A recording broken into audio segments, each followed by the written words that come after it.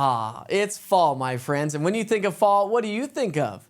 Pumpkin spice lattes, corn mazes, pumpkin patches, Halloween. Sure, we all think of those things in the month of October, but millions across the country and the world travel to East Tennessee to check out the beautiful fall foliage in the national park. The latest information from @Explore Fall, Evan Fisher there and their team have a great information to keep us up to date on what's going on now and also the forecast. And I've got all that coming up, plus the science behind why we are where we are.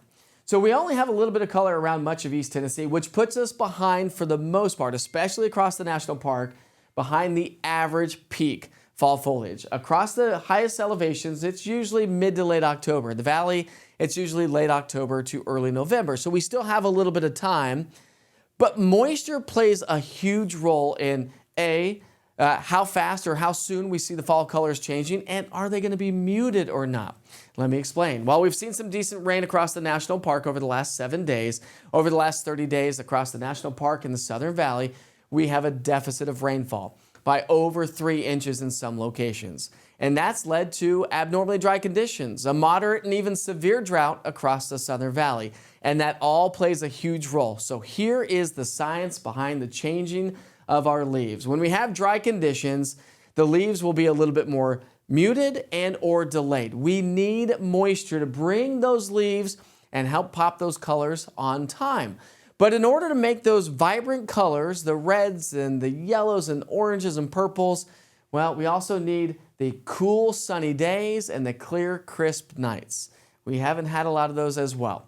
So therefore, it looks like we're going to continue to be a little bit more muted this year and maybe a little bit more delayed.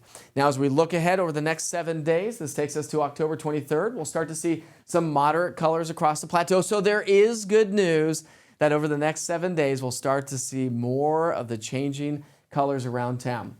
Even across the national park, we'll start to see a little bit more moderate color change across the higher elevations and slowly drifting its way into the lower elevations. Colors like this. This was from Joni Simmons, Fall Colors on Norris Lake. We're starting to get a little bit of that color. How about near UT Medical Center? A bit of the colors changing along the Tennessee River. Jessica Birdwell passing that one along. We haven't seen a ton of activity or a ton of changing of the leaves across the higher terrain. That was in Wares Valley, but that will soon change as well.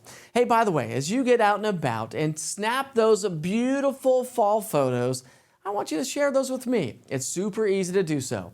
Download the East TN Weather app from the Google Play Store or the App Store. Scroll down to Witcher's Pictures, send a photo, give me your information and the information of where you took that photo, and I will be passing those along in the coming days.